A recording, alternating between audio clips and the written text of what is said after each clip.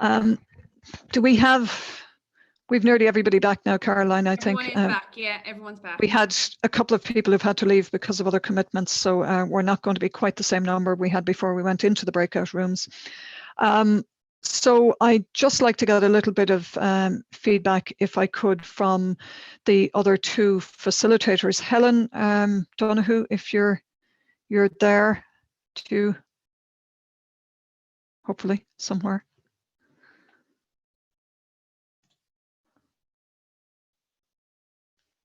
Oh, you're on mute, Helen.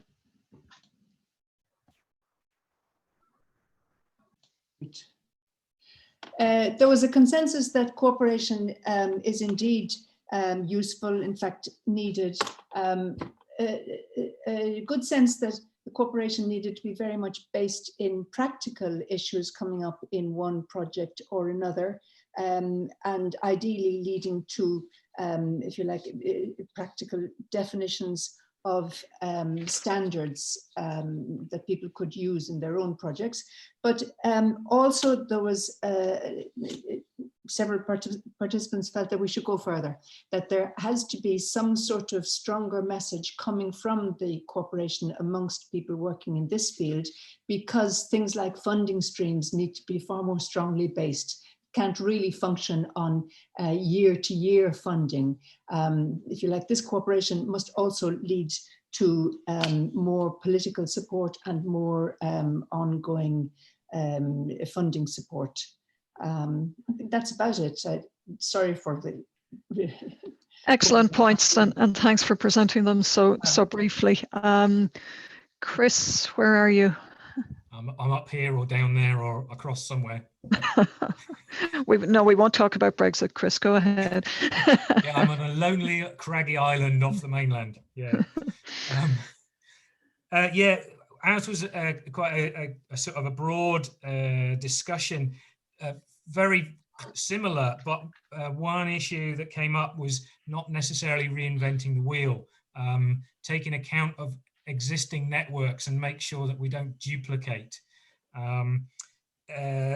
One of the ideas was coming up with some protocols that people can then apply to their own situation, and for the network potentially to be a troubleshooting gallery, if you like, where people can, if they've got an issue that they need to solve, either find the right person or the right equivalent situation that they can learn from.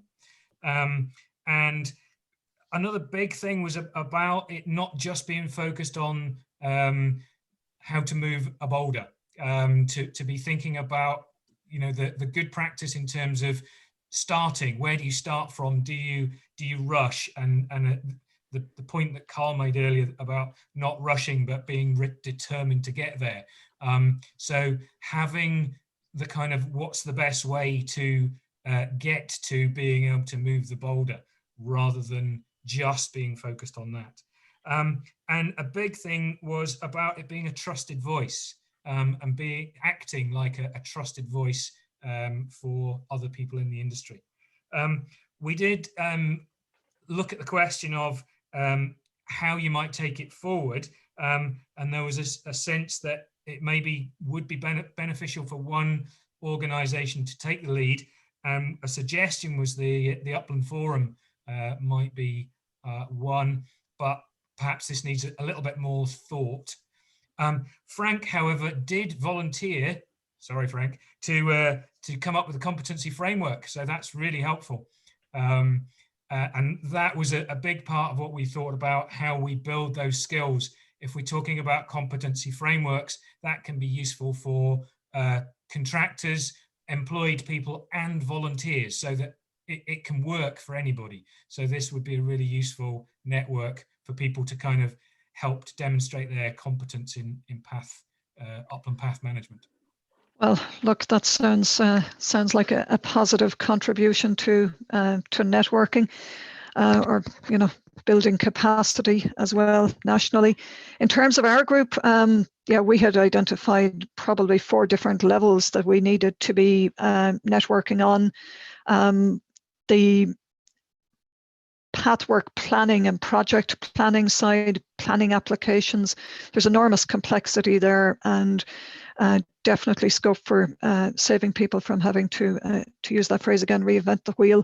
There's obviously the path construction work, but also the path management when projects are live.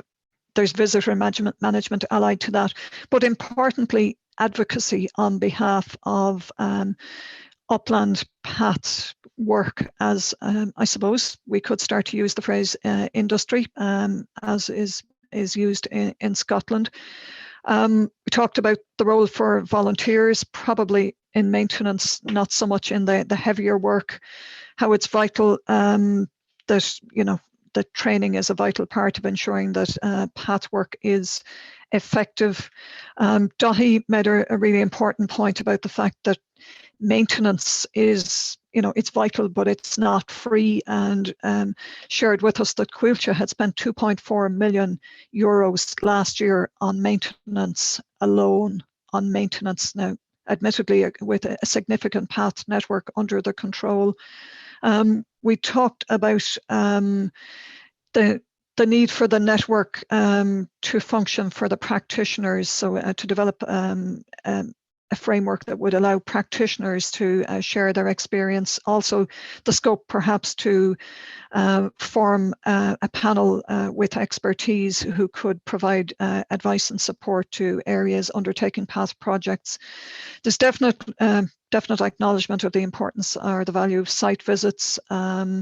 Also, advice and support in terms of how to bring stakeholders together and how to formalize the structures to manage upland path projects. We did identify that was an area where the Uplands Forum could contribute. The importance of local authorities was acknowledged, and Carol spoke very well about how the local authority had been brought to a point at Croagh-Patrick of recognising that that they were, I suppose, to own part of the problem at Croagh-Patrick. And ultimately, I think we saw an important role for the network in coalescing a sense of shared purpose amongst the people who are dealing with the very many different dimensions to addressing upland path erosion. And I think obviously, we've not had a time to reflect fully on all of the contributions, but I think you can be reassured that we will find a way to keep the momentum going. We've rekindled this flame, and we will work, within Mountaineering Ireland, working with the Uplands Forum, certainly working with the team at Croagh-Patrick, and perhaps some others as well, perhaps to form some sort of informal steering group to maintain the momentum, because it's very, very clear that the challenges that are have been experienced to date are only going to increase, but that there's everybody here who's looking after an upland path project has benefited from the experience of others, and hopefully most of those people are also willing to share their experience with other projects. From Mountaineering Ireland's point of view, look, I want to say a huge thank you to all of you for your time this afternoon, but particularly thanks to the Croagh-Patrick group, Martin, Matt, and Caroline. It's really exciting to see the project, or the achievement in just a short space of time at Croagh-Patrick, and I know I and very many more of you will be looking forward to having the ability to travel a little more freely in the months ahead and to actually get down and see the Croagh-Patrick project. From Mountaineering Ireland's point of view, more people on the mountains is a good thing. More footfall does present challenges. We know we're part of the problem, and we look forward to working with others to be part of the solution also. And when we tidy up our recording from this afternoon, we will be in